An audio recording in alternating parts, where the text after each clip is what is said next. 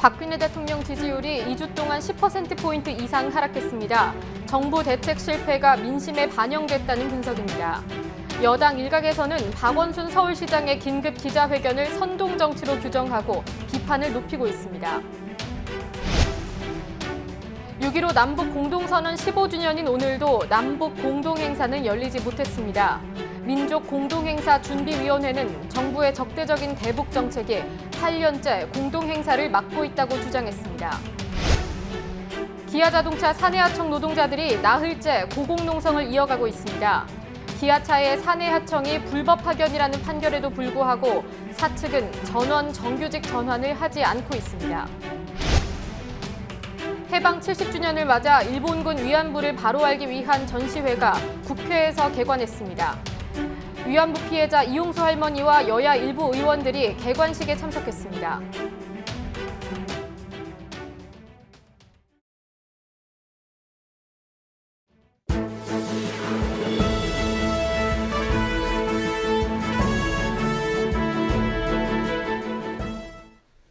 시청자 여러분 안녕하십니까? 뉴스K 시작합니다. 박근혜 대통령 지지율이 30%대 중반까지 떨어졌습니다. 하락폭은 지난 2주간 10%를 넘었습니다. 세월호 참사, 정윤회 문건 논란 이후 처음입니다. 박근혜 대통령이 오늘 지난 주말 동대문시장 방문 이후 국민 마음에서 희망을 봤다라고 말한 가운데 당시 시장 방문에 대한 청와대의 박비어천가도 논란입니다. 오늘 정치권 소식 첫 사안으로 살펴보도록 하겠습니다. 스튜디오에 김종훈 기자 나와 있습니다. 안녕하십니까? 박 대통령이 메르스 사태와 관련해서 소극적이다 이런 비판이 있었는데 지난 주말에는 적극적인 행보를 좀 보였더군요. 네, 박근혜 대통령이 지난 주말 사이에 서울대학병원과 동대문시장을 찾았습니다. 지금까지 박근혜 대통령이 메르스 사태에 대응한 모습을 고려하면 다소 파격적이라 할 수 있는 매우 공격적인 행보입니다. 이 방으로 위축된 게 더 많습니다, 사실은. 지금 뭐 정신 하나도 없으실 텐데. 회복되실 거예요. 그리고 이제 이런 어려움을 이제 지금 많이 겪고 계시기 때문에 극복하기 위해서 특별 자금도 지원하고 또 6월달 세금 납부도 연장시키고 뭐 이런 걸 좀 지원해 드리고 있거든요.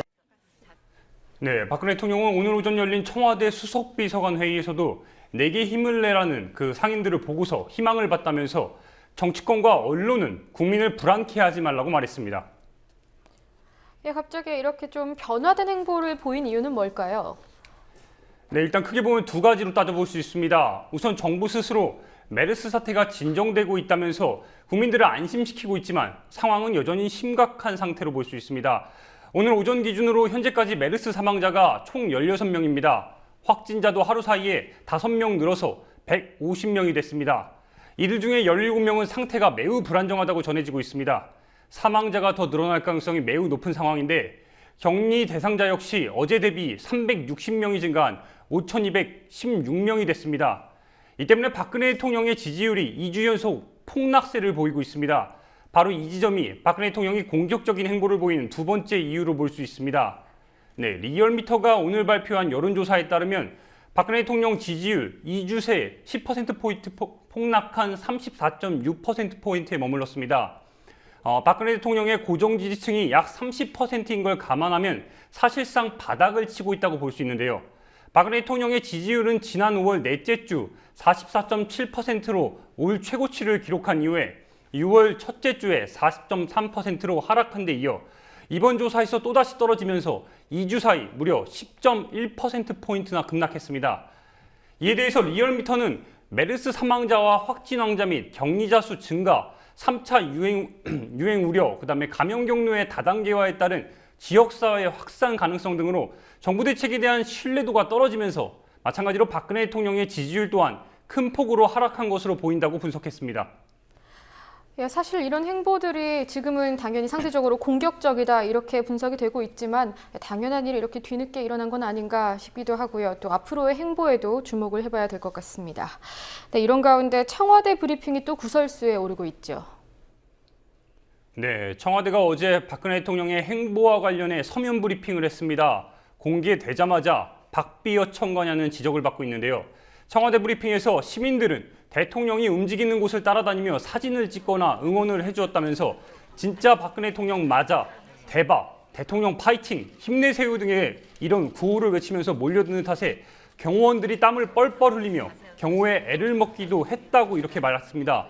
이어서 상인들은 박근혜 대통령을 향해서 더운데 우리들을 도와주시려고 일요일인데 나와주셨다고 대통령 최고라고 하는 등 마치 상인들이 한 목소리로 박근혜 대통령을 연호한 것처럼 주장하기까지 했습니다. 청와대의 이 같은 브리핑은 미국 방문을 연기한 박근혜 대통령이 메르스 사태를 진정시키기에 전념한다는 인상을 국민들에게 각인시키려 한다는 그 의도로 해석되고 있습니다. 하지만 이미 차가워질 대로 차가워진 국민들의 마음이 청와대의 자화자찬으로 녹을 만큼 녹록한 상황이 아닌 것으로 지금 보이고 있습니다. 예, 진짜 박근혜 대통령 맞아 대박 이런 말이 브리핑에 있었던 문구라는 거죠? 예, 그렇습니다. 예, 박원순 서울시장의 경우에는 검찰이 수사를 해야 한다고 하더군요. 어떻게 된 일입니까? 네, 검찰이 어제입니다. 14일 박원순 서울시장이 메르스 허위 사실을 유포했다는 혐의로 수사에 착수했습니다. 이 때문에 파장이 일고 있는데요. 검찰에 따르면 의료혁신투쟁위원회라는 단체가 지난 5일 박원순 서울시장이 메르스 관련 허위 사실을 유포했다며 수사 의뢰한 사건을 명예훼손 전담부서인 형사 1부에 배당했다고 밝혔습니다. 하지만 박원순 시장을 고발한 의료혁신투쟁위원회는 이 단체의 탄생 과정과 검찰 고발 과정을 놓고 문제가 있다는 지적이 이어지고 있습니다. 의료혁신투쟁위는 이달 1일 단체 운영과 관련해서 이 강령을 만든 뒤에 박원순 시장 기자회견 다음 날인 5일에 검찰에 수사를 의뢰했습니다. 문제는 이 의료혁신투쟁위는 14일에, 그러니까 이번 달, 어제죠, 발족식을 가진 뒤에 출범을 공식화했다는 점입니다. 즉 단체 발족식을 이미 갖기 전에 박원순 시장에 대한 검찰 고발을 한 상황입니다.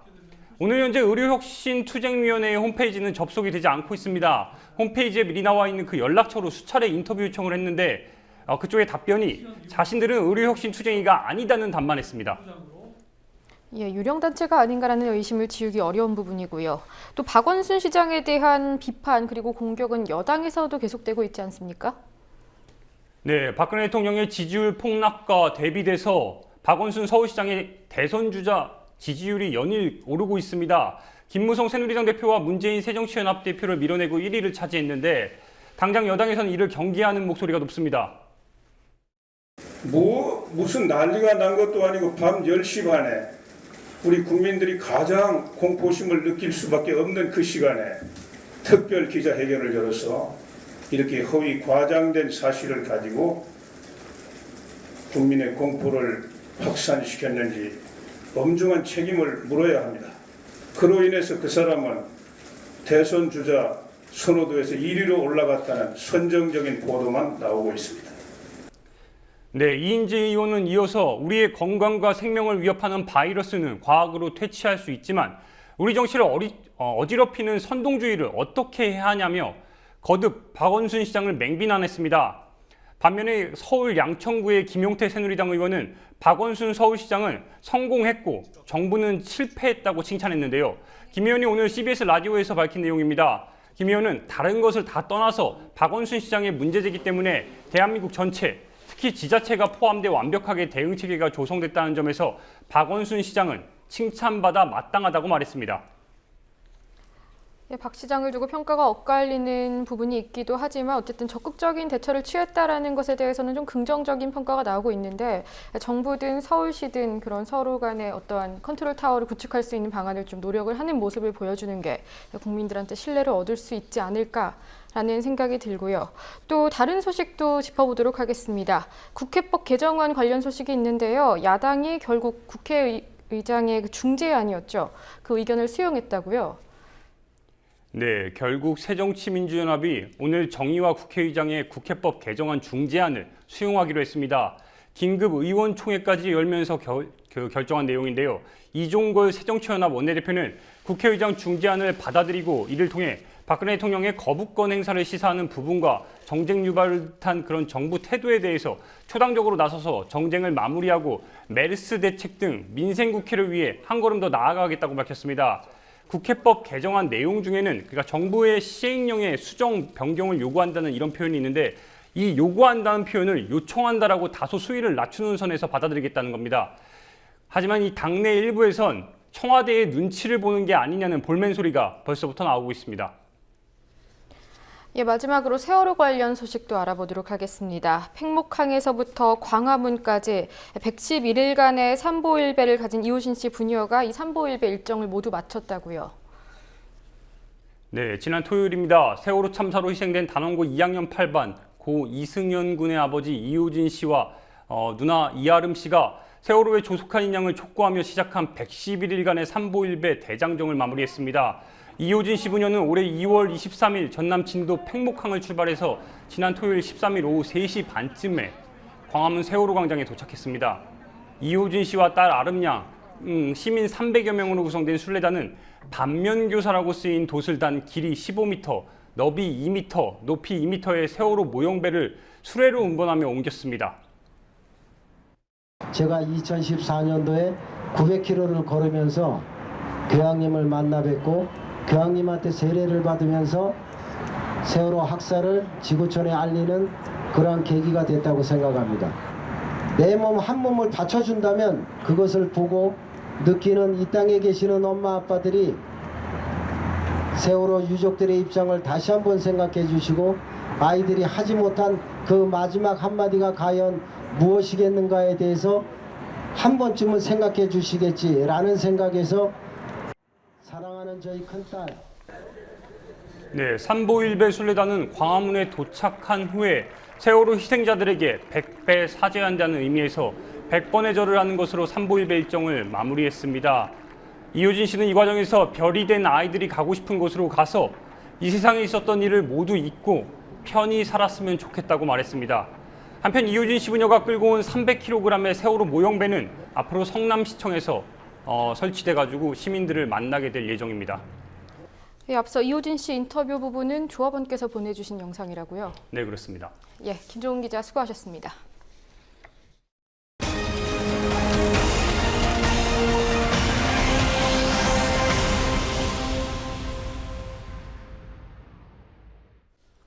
(6.15) 남북공동선언 15주년인 오늘 통일 대박을 말한 박근혜 정부의 현실은 통일 박대라는 비판이 나왔습니다. 올해로 8년째 6.15 공동선언을 기념하는 남북 공동행사도 열리지 못하고 있다는 것이 그 단적인 예겠죠. 새정치민주연합 촉청 강연에 참석한 전문가들은 남북 관계가 강대강 대결 구도로 이어지는 한 통일 대박이 이루어지기는 어렵다고 평가했습니다. 아는필 기자가 보도합니다. 6.15 남북 공동선언 15주년인 오늘 새정치민주연합은 초청 강연을 열었습니다. 6.15 공동선언 계승, 발전을 위한 새정치연합의 역할과 과제라는 주제로 정세현 전 통일부 장관이 강연에 나섰습니다. 하지만 이명박 정부 시절인 2008년부터 올해까지 8년째 남북 공동행사가 무산된 상황에서 열리는 강연이기에 초라한 행사라는 지적이 나왔습니다. 지난 12일 북한과 6.15 공동행사를 추진했던 민족공동행사 준비위원회는 정부의 대북 적대 정책이 공동행사 무산의 가장 근본적 원인이라고 주장했고 결국 어제 서울 천도교 수훈회관에서 6.15 15주년 기념행사를 따로 열었습니다. 문재인 새정치연합 대표는 인사말에서 이명박 정부 출범 이후 급격하게 얼어붙은 남북관계는 박근혜 정부 출범 3년이 지나도록 달라지지 않고 있다며 통일 대박을 외쳤던 대통령은 해방 70년 6.15 15주년을 맞아 추진되던 민족 공동행사도 무산시켰다고 비판했습니다. 싸우지 않고 없는 안보가 가장 좋은 안보입니다. 또 가장 경제적이고 지속 가능한 안보입니다. 그러기 위해서는 6.15 공동선언의 정신을 되살리는 것이 먼저입니다. 5.14 조치 해제, 금강산 관광 재개, 이산가족 상봉 재개부터 시작합시다. 6.15 공동선언 15주년을 맞아 박근혜 정부의 전향적인 입장 전환을 촉구합니다. 강연자로 연단에 선 정세현 전 통일부 장관도 이명박 정부 이후의 6.15 행사는 초라하게 지나간다고 비판했습니다. 이 피해의식 때문에 항상 원칙론이 나오고 진정성 타령이 나온다고 저는 봐요. 상대방이 자기 마음에 들 때까지는 접촉도 않고 대화도 않겠다고 그러는 것이 원칙론이고 진정성론 아닙니까? 통일 대박 얘기하고 통일 준비한다면서 남북 지금 대화 한 번 못 해보고 나서 무슨 통일 준비며 통일 대박입니까? 박근혜 대통령이 통일 대박론, 한반도 신뢰 프로세스 등 통일을 강조하고 있지만 실질적 행동은 없다는 지적입니다. 박 대통령은 지난 1월 10일 신년사에서 남북 정상회담도 도움이 되면 할 수 있다. 전제 조건은 없다며 북한은 더 이상 주저하지 말고 대화에 응해야 한다고 촉구한 바 있습니다. 또한 대통령 취임 전 새누리당 비상대책위원장 시절이던 2012년 2월 28일에도 자신이 제시한 한반도 신뢰 프로세스에 대해 지금까지 남북한 간 그리고 북한이 국제사회와 합의한 기존의 약속들은 기본적으로 존중돼야 한다며 7.4 공동성명, 남북기본합의서, 6.15 14선언 등을 언급했고 남북한이 상호 존중과 인정의 정신을 확고하게 지켜야 한다고 밝히기도 했습니다. 하지만 박 대통령은 지난 14일부터 오는 18일까지 미국을 방문하려 했습니다. 메르스 사태로 일정이 연기되긴 했지만 당시 6.15 남북공동선언 기념일이 끼어있는 방미 일정이 적절치 않다는 지적이 나오기도 했습니다. 이에 박 대통령의 통일대박론은 직접적 남북관계의 현재 대화보다는 미래의 영역에 집중해 있다는 지적이 나옵니다. 현실과 좀 동떨어진 부분이 있고 남북관계가 현재 그 강대 강의 대결 구도를 지금 보이고 있는 상황에서 통일대박론이라고 하는 것은 실질적으로 그 국민적 동의를 받아내기에 어려움이 있다고 볼 수도 있습니다. 정세현 전 장관은 6.15 남북 공동선언 조항에 대해 오해가 있다며 이를 반박하기도 했습니다. 6.15 공동선언 1항은 남과 북은 나라의 통일 문제를 그 주인인 우리 민족끼리 서로 힘을 합쳐 자주적으로 해결해 나가기로 하였다. 2항은 남과 북은 나라의 통일을 위한 남측의 연합 제안과 북측의 낮은 단계의 연방 제안이 서로 공통성이 있다고 인정하고 앞으로 이 방향에서 통일을 지향시켜 나가기로 하였다입니다. 1항에 대해서 오해가 있습니다. 이게 반미, 자주라는 표현 때문에 반미 그리고 우리 민족끼리 이게 용공 통일을 하자는데 합의해 준 거 아니냐. 북한의 술수에 말려든 거다. 그런 식의 해석들을 했고 지금도 그걸 그대로 그야말로 세습하는 것처럼 얘기하는 이른바 전문가들도 있습니다. 체면에 있지 자주적으로 자주 오면 반미로 이렇게 그냥 등식화하는 것부터가 문제지만은 정 전 장관은 이 항에 대해서 우리가 북한식 연방제를 수용했다는 오해가 있다며 자신이 통일 비서관이던 시절에 일화를 소개하기도 했습니다. 6.15 공동선언 폐기해야 됩니다. 그 2항 때문에 안 됩니다. 2항이 뭐가 문제입니까? 그 연방제를 동의해 준 거 아니에요. 연방제가 무조건 나쁘다고 보지 마십시오. 그랬더니 왜 연방제가 공산주의지? 미국이 연방제입니다. 그랬더니 미국이 무슨 연방제냐 이게. 연방이 무조건 공산주의라고 보는 것은 잘못하신 겁니다. 그랬더니 이제 가만히 앉아있어요. 이런 정도로 연방에 대해서 우리는 공포를 가지고 있습니다. 정 전 장관은 6.15 공동선언 조항에서 말하는 낮은 단계의 연방은 노태우 정부와 김영삼 정부의 통일 방안 중 남북연합과 같은 개념이라고 설명했습니다. 한편 조선일보가 국가보훈처, 한국정치학회 등과 공동으로 한국리서치에어레에 실시한 광복 70년 국민 여론조사를 보면 전 국민의 73.5%는 통일 준비를 위한 재원을 부담할 의사가 있다고 밝혔습니다. 돈을 낼 생각이 없다는 응답은 26.5%였습니다. 국민TV 뉴스 안은필입니다. 미국의 힘을 얻고 그 마무리를 했었습니다. 함께 만드는 언론 미래 연합동조화 여기는 국민TV 함께 만드는 언론 미래 연합동조화 여기는 국민TV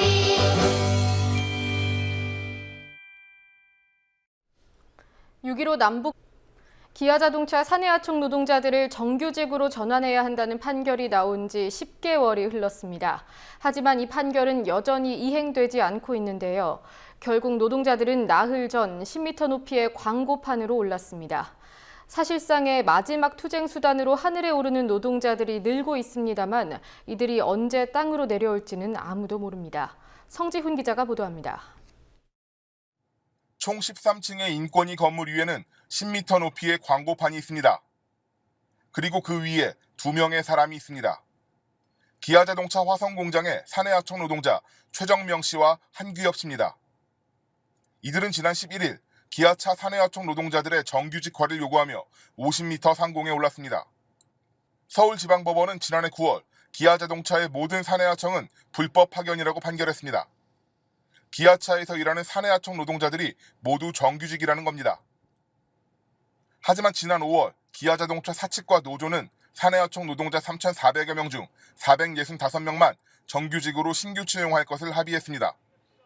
사내하청 노동자들은 이 합의가 법원의 판결만도 못한 수준이라며 반발하고 있습니다. 그동안 불법 파견이면서도 정규직 지위에 있으면서도 사실 정규직의 절반 임금으로 그렇게 살아왔지 않습니까? 1심, 2심, 대법에서도 이 불법 파견 판결과 관련해서 모두 승소를 하고 있거든요. 기아 원청에서 사측에서는 정규직화와 관련해서 지금의 판결의 의미에 맞게 안을 내본 적이 한 번도 없거든요. 그래서 저희들은 기아자동차의 비정규직들, 저는 정규직으로 전환할 때 대한 안을 회사가 로드맵을 제시하고 안을 내놓기 전까지는 저희들은 내려가지 않을 생각입니다. 최정명 씨와 한기엽 씨가 속한 기아차 화성지회 사내하청분회는 성명을 통해 2014년 당기 순이익만 3조 원에 달하는 기아차가 정규직 전환의 판결을 이행하지 않는 것은 능력이 아니라 의지가 없는 것이라고 비판했습니다. 고공농성을 시작한 이들과 사내하청 노동자들은 파견법을 위반한 정몽구 현대기아차 회장의 구속과 사내하청 노동자 전원의 정규직 전환을 요구하고 있습니다. 기아차 화성지회 사내하청분회는 오는 7월로 예정된 지부 대의원 대회에서 지난 5월 합의의 파기와 사내하청 노동자 전원 정규직화를 명시한 재합의를 요구할 계획입니다. 한편 경찰이 고공농성자들의 기본적인 인권 조치에도 소극적이어서 비판을 사고 있습니다. 경찰은 고공농성 시작 직후 이들에 대한 모든 접근을 차단하고 식사 반입마저도 막았습니다. 국가인권위원회의 중재로 식사 공급은 시작됐지만 대소변을 처리할 용기와 안전장치에 대해서는 어제까지도 반입을 막았습니다. 특히 어제는 고공농성 중인 한기엽 씨의 아내가 광고판 위로 식사를 올리려고 하자 경찰은 한 씨의 아내가 기아차 조합원이 아니라는 이유로 반입을 가로막았습니다. 한 씨는 경찰의 반인권적 조치를 비판하며 단식을 선언하기도 했습니다. 노조 지도부와 경찰 간의 합의로 오늘 오후부터 식사와 기본적인 생활용품의 반입은 허용되고 단식도 해제했지만 여전히 고공농성자들이 있는 옥상으로의 접근은 제한되고 있습니다. 국민TV 뉴스 성지훈입니다. 우리는 위안부가 아니라 강간당한 여성입니다. 일본군 위안부 역사적 진실과 정의를 주제로 개관한 전시회에 적혀있는 피해자의 증언입니다. 최근 위안부 협상이 마지막 단계에 있다는 박근혜 대통령의 외신 인터뷰에 대해서 일본 정부가 당혹감을 나타내는 일이 있었는데요. 오늘 전시회에 참석한 위안부 피해자 이용수 할머니는 대통령이 나서서 이 문제를 해결해줘야 한다고 호소했습니다.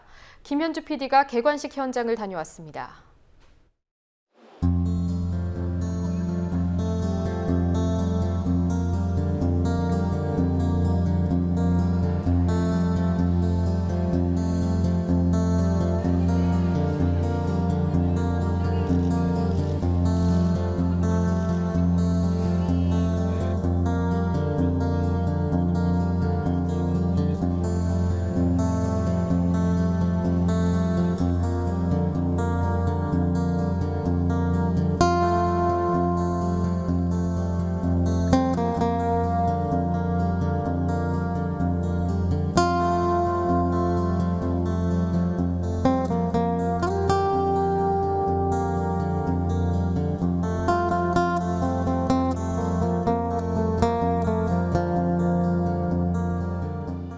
역사의 산증인 이용수가 여기 있습니다. 지가 이렇게 살아있는 한 저는 200년을 살아도 우리 후손들에게 미래를 열어주랍니다. 전쟁 없고 잘 사는 나라로 만들기 위해서 저는 끝까지 싸우겠습니다.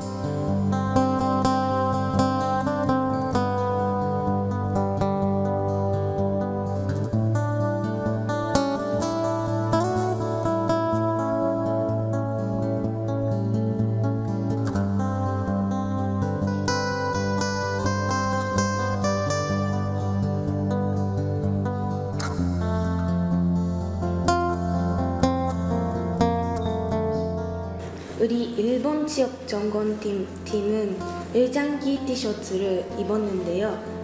일본 지역 정원에서는 아시아 나라들에서 온 유학생 친구들이 많았습니다. 저는 그때 충격을 받았습니다. 한국인 친구나 중국인 친구가 보트 대회 당일에 티셔츠를 입기 거부했기 때문입니다. 저는 그때 처음으로 일본과 다른 아시아 나라들 사이에 역사 갈등이 있다는 것을 알게 됐습니다.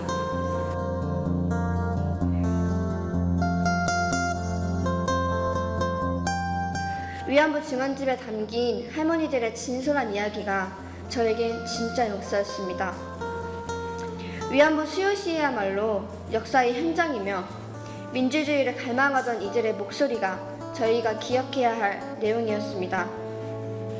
제 주위 많은 대학생들이 위안부가 무엇인지는 알아도 시위가 진행되고 있는지는 모르고 있습니다. 그 시위가 세계에서 가장 긴 시위임에도 불구하고 기억되지 않고 있습니다.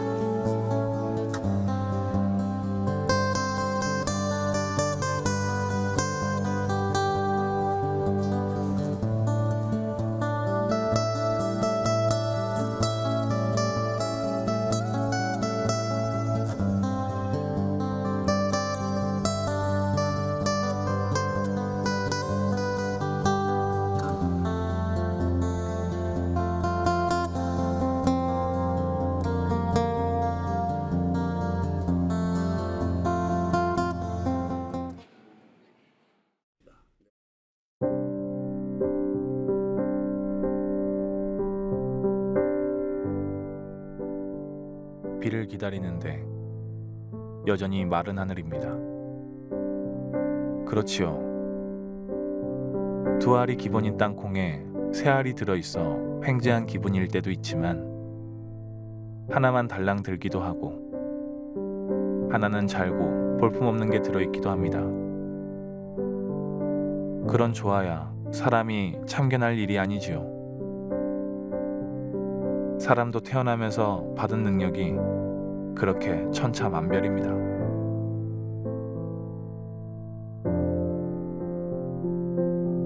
뛰어난 능력도 온통 제 것인 줄 여길 일 아니듯 조금 모자라고 아쉬운 능력도 함부로 대할 수 없는 하늘이 주신 것.